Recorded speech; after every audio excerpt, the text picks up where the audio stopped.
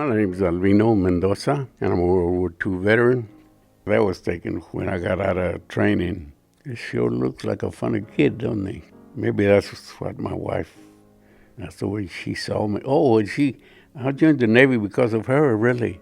When I was leaving, she asked me where was I going. I said, I'm being drafted and I'm being recruited.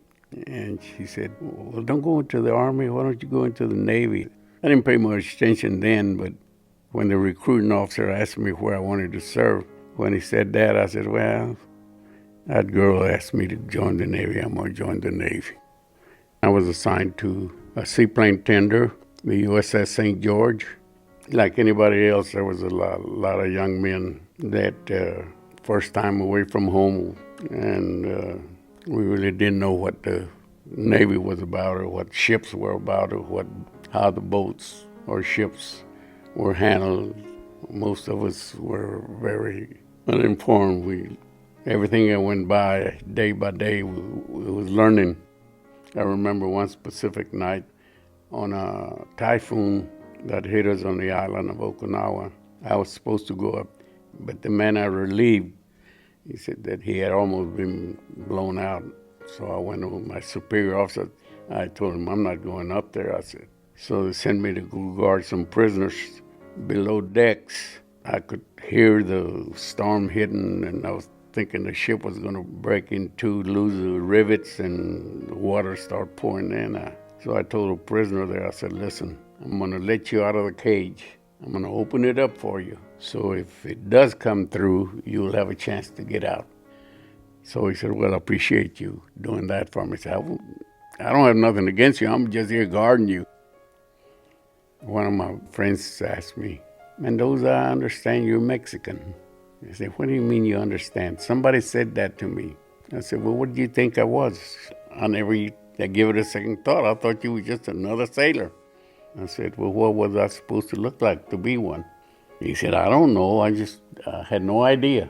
I said, well, maybe you've been reading books or you've been watching people sitting by cactus with a big sombrero and you thought we all were like that. But you have the wrong idea about people, I said. This is a plane that will hit us. And as a young kid, but not too stupid, I'm thinking that if this shell doesn't hit him, he's got a good chance to hit us. But if we hit him, he won't come through. We'll blow him out of the sky. You can see the smoke of all the guns shooting at him. I was always worried in combat that I might not make it. I try to forget all about home, not think about them too much.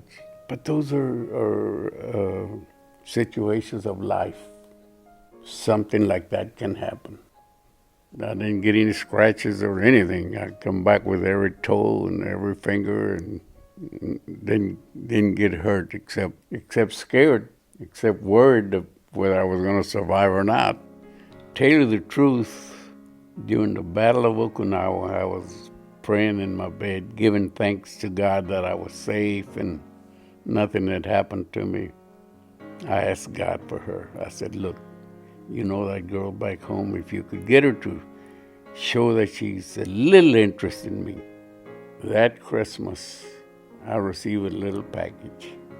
In that package, I received a sterling silver bracelet with my name on one side and hers on the other one. God has answered my prayer. She must think something of me. She's the one that asked me to be in the Navy.